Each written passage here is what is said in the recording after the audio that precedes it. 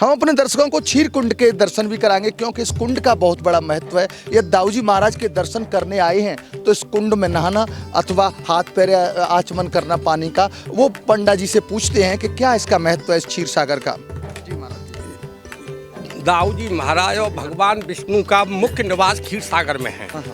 तो दाऊजी महाराज राजा कली के गुरु भी हैं और ब्रज के राजा हैं। तो ब्रज में राजा के पास सभी देवता रहते हैं। दाऊजी के चरणन में सब तीर्थन को वास और चिन्ना मृत बलभद्र को मिटत कटा सब त्रास। तो दाऊजी महाराज के पास में आजू बाजू में मंदिर के में चारों धाम के भगवान का मंदिर है। महाराज जी हम इसकी बात करें, जैसे 4 घाट कितने हैं यहाँ पर? इस घाट करीब यहाँ पर 9 घाट हैं। 9 घाट हैं। तो इस प्रांगण में इसमें तो महाराज जी जैसे यशोदा घाट लिखा है, तो ये इन घाटों का क्या मतलब है?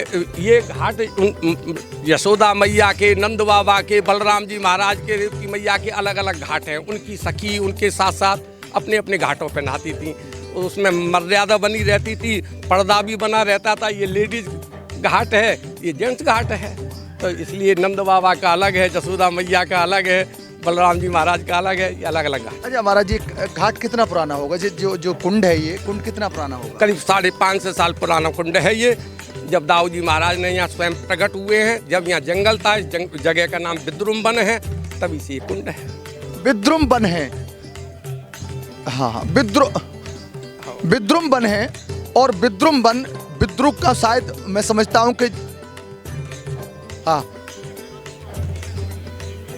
विद्रुम वन है। शायद विद्रुम का मतलब होता है बरगदों का, शायद वो यहाँ पर जंगल था बहुत बड़ा, और उस बट वृक्ष के बाद में दर्शन कराएंगे। तो महाराज जी और ये यहाँ पर जैसे मंदिर तो बहुत पुराना है, मंदिर का जो नया मंदिर हुआ है वो शायद 1585 ईस्वी में बना था।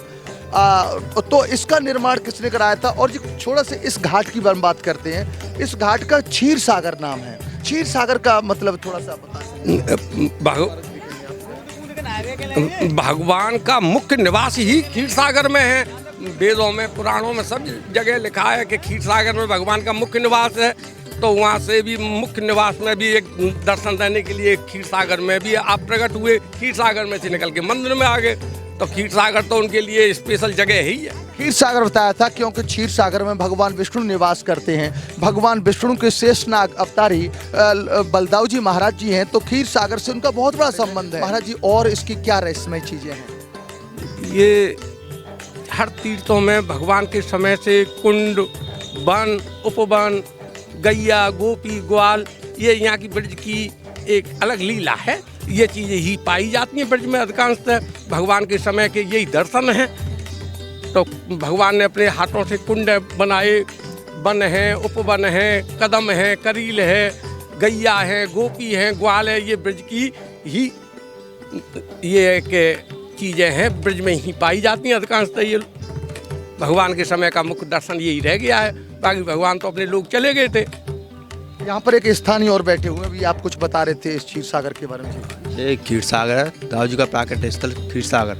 ये आज से 500 वर्ष पहले तो यहाँ कुछ नहीं था ना, वन था। ये सारे भागवत के अनुसार ये सारा ब्रज है, पूरे वन में है। 24 वन है, जैसे वृंदावन, महावन, गोकुल, लोवन, ये सारा वन है। तो भागवत में इसका नाम विद्रुम वन है, दाऊजी का नाम विद्रुम वन। विद्रुम वन से प्रसिद्ध है। जहाँ गोकुल से गाय चलने आती थी, तो एक गाय स्वती अपने आप यहाँ दूध छोड़ जाती थी। हम थोड़ी सी इस क्षीर सागर के बारे में बता रहा हूँ आपको। एक गाय स्वती यहाँ दूध छोड़ जाती थी। तो हजारों गाय थी, गोसाई जी की गाय चलने आती थी गोकुल से। गोसाई जी गाय छूट जाती थी तो गाय चली जाती थी, लौट के चली जाती थी। एक दिन गोसाई जी ने ध्यान दिया कि कौन कौन सी गाय दूध दे रही है, कौन कौन सी गाय दूध नहीं दे रही है। तो उसमें से एक गाय को देखा तो उसके नीचे दूध था, लेकिन वो दूध नहीं दे रही थी। उन्होंने ग्वालियर से बोला कि ये दूध देती है, और दूध तो देती है, लेकिन तुम इसका दूध कहाँ कर देते हो? इसके नीचे दूध है। उसने महाराज जी मुझे नहीं मालूम कि तुम काट लेते हो इसका दूध। कि नहीं महाराज जी मैं ऐसा नहीं करता। कल इससे फिर गोसाई जी ने उससे बोला कल ऐसा करना, इस पर ही ध्यान देना, गाय किसका दूध कौन काट लेता है। उसने कहा ठीक है। तो वो उसने ग्वालियर ने देखा कि दूध अपने आप ही स्वयं छोड़ रही है। उसने गोसाई जी को बताया। गोसाई जी आए, गोसाई जी ने स्वयं देखा। फिर गोसाई जी को रात को स्वप्न दिया दाऊ बाबा ने कि मेरी मूर्ति यहाँ पकड़ी हुई है और इस मूर्ति को यहाँ से निकलवाओ। तो उन्होंने मूर्ति यहाँ पड़ी हुई थी क्षीर सागर में, यहाँ से मूर्ति को निकलवाया। और मूर्ति को फिर वो गोकुल ले जा रहे थे। तो गोकुल मूर्ति अचल हो गई, उन पर उठी नहीं। फिर मूर्ति यहीं की अचल हो गई। फिर गोसाई जी लौट के गोकुल चले गए। तो गोकुल को रात को स्वप्न उनको दोबारा दिया कि मेरी मूर्ति की स्थापना यहीं करवाओ और मैं इसी नाम से नगर बसाऊँगा और मेरा इसी नाम से नगर बसाऊँ, मैं यहीं रहूँगा। उनका मूर्ति फिर यहीं स्थापना कराई। ये छोटा सा मंदिर है, पहले आप बड़े के नीचे पड़ोगे, पहले यहाँ थी मूर्ति, फिर वहाँ से जैसे जैसे चमत्कार होता गया वहाँ उस बड़े वाले मंदिर में मूर्ति वो रख दी। ये बहुत बड़ी बात बताई कि जगन्नाथ महाराज ने जगन्नाथपुरी बसाई अपनी, और दाऊजी महाराज को पंडा जी हमारे उन्होंने बताया है कि वो राजा थे यहाँ के, तो उन्होंने भी अपने नाम से, जो दाऊजी नाम से, बलदेव नाम से शहर जाना जाता है, गांव जाना। ये मूर्ति कृष्ण के नाथ ही ब्रजनाभ के हाथों से बनाई हुई मूर्ति है ये दाऊ बाबा की। ऐसी मूर्ति पूरे ब्रज में आपको नहीं मिलेगी। इतनी बड़ी मूर्ति 55 मीटर का कपड़ा का श्रृंगार होता है दाऊ बाबा का, इतनी बड़ी मूर्ति कहीं नहीं मिलेगी। काले पत्थर की मूर्ति कृष्ण के नाथ ही ब्रजनाभ हुए, उन्होंने अपने हाथों से बाबा अम्मा की याद में ये मूर्तियाँ बनाई स्वयं। अच्छा महाराज जी, एक चीज़ और बात करें, जैसे आपके यहाँ के स्थानीय हैं, इन्होंने बताया है कि मूर्ति यहाँ से निकली, और दूसरी कुछ बताते हैं कि बट वृक्ष के नीचे से प्रकट हुई थी, तो इनका क्या बोलना है? यही तो क्षेत्र है, बट वृक्ष ये है, ये बट वृक्ष है, ये क्षीर सागर है, जगह यही है। अब जब कुछ भी कह लो, क्षीर सागर जब उस समय वहाँ तक होगा।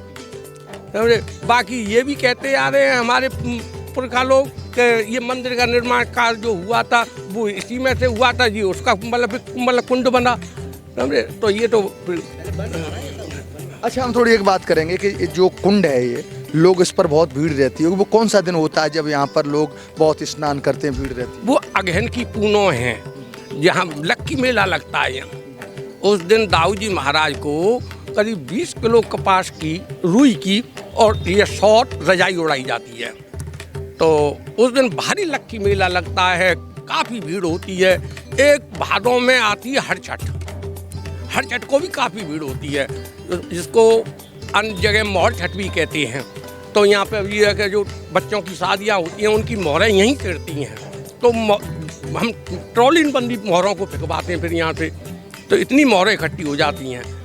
तो अधिकांश इस क्षेत्र के तो भगवान दाऊजी महाराज ही हैं, दूर दूर से जनता आती है, सब अपनी अपनी रीति रिवाज आस्था के साथ आती हैं। बहुत अच्छा महाराज जी ने बताया कि यहाँ पर मोहरें आती हैं, जब बच्चों की शादियाँ होती हैं वो बहुत संख्या में इकट्ठी होती है, लक्की मेला लगता है। क्या और भी कुछ क्षीर सागर के बारे में आप कहोगे? हाँ, क्षीर सागर पर आना दिन प्रोग्राम होते रहते हैं, और यही नहीं कि कोई अगेन के मेला ही प्रेम है, जैसे आपका मैंने आप भी नहा सकते हो, स्वच्छ जल है स्नान। अब जैसे पूर्णिमा आती है, पूर्णिमा पे भी लोग नहाते हैं। तो ये अगेन का मेला ये है कि लाखों की भीड़ होती है, ज़्यादा तीर्थयात्री हो ज़्यादा नहाते हैं, और ये कभी भी नहा सकते हैं, उसमें कोई। अच्छा महाराज जी, सागर में नहाने से, क्षीर सागर में नहाने से क्या लाभ मिलता है? मनोकामना पूर्ण होती है, भक्ति आस्था है।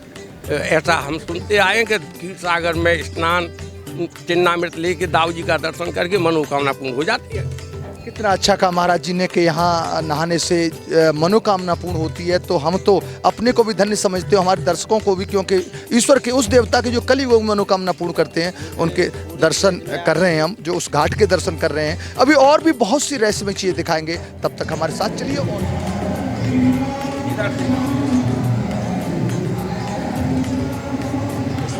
विशेषता होगी। अच्छा, सबसे पहले जब यहाँ जंगल था तो सबसे पहले ये हनुमान जी थे जो नंद बाबा इनकी पूजा करते थे। रोहिणी मैया जो बलराम जी की माता थी,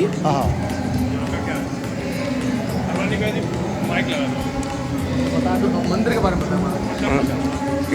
ये हनुमान जी की कुंज बोली जाती है इसको। तो यहाँ जब जंगल था तो हनुमान जी ही यहाँ पर विराजे थे। इससे पहले रोहिणी मैया को, बलराम जी की मैया को इसी कुंज में रखा गया था, इसी जगह रखा गया था बलराम जी की सुरक्षा के लिए। कंस की भय की वजह से मैया ने बलराम जी की जन्म इसी कुंज में दिया था।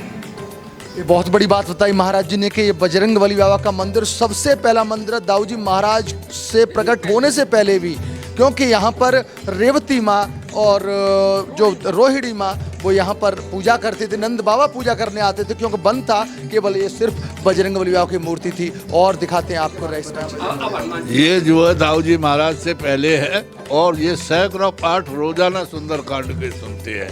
ऐसे बड़े सिद्ध हनुमान है ये।